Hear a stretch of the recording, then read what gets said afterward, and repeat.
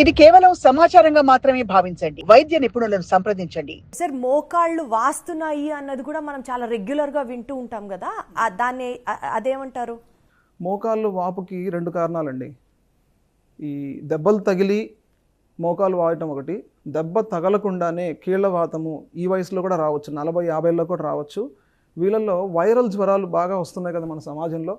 Viral fever తగ్గిపోయాక, జ్వరం తగ్గిపోయాక 2-3 రోజుల నుంచి మోకాలు నొప్పులు మొదలవుతాయి వీళ్ళకి.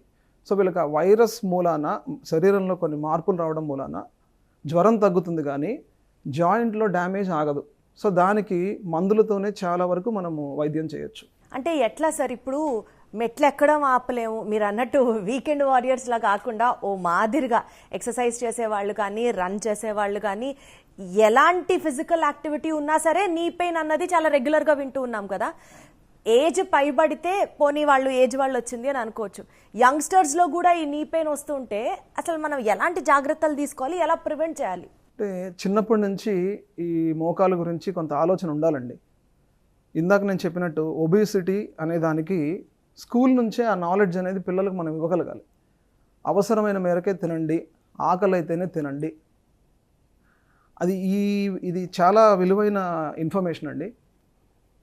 తినగలిగే అవకాశం ఉన్నప్పుడు ఎటువంటి యాక్టివిటీ లేకుండా, ఈరోజు స్కూల్లో ఎలా అయిపోయింది, చాలా స్కూల్స్ దాదాపు 90% స్కూల్స్లో ప్లేగ్రౌండ్స్ లేవు.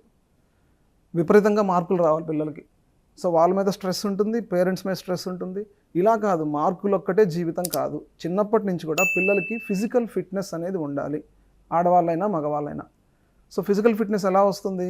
సరిపడా తినటం, పోషక విలువలు కలిగిన ఆహారం తీసుకోవటం, గేమ్స్ ఆడటం. ప్రతిరోజు స్కూల్లో వీక్లీ 1 అవర్ గేమ్ కాదండి, ప్రతిరోజు పిల్లల్ని ఆటలాడించాలి. తద్వారా ఫిజికల్గా ఫిట్గా ఉంటారు.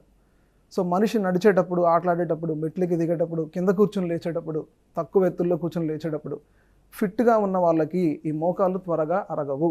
సో ఫస్ట్ పాయింట్ అది. మోకాళ్ళు అరగకుండా చాలామంది అంటూ ఉంటారు, అరగకుండా ఏం చేయాలండి అని. రెండవది, 40s దాటాక ప్రతిరోజు కొంత వ్యాయామం చేయాలండి, కనీసం వాకింగ్ అన్నా ఉండాలి.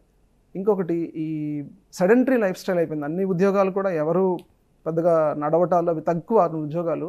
ఈ సెడెంటరీ లైఫ్ స్టైల్లో వ్యాయామం లేకపోవడం మూలాన, రెస్ట్ ఉండటం మూలాన, ఫిట్నెస్ తగ్గడం మూలాన, కండరాల్లో శక్తి లేకపోవడం మూలాన అట్లా కూడా మోకాళ్ళు నొప్పులు వచ్చే అవకాశం ఉంటుంది, అరిగే అవకాశం ఉంటుంది.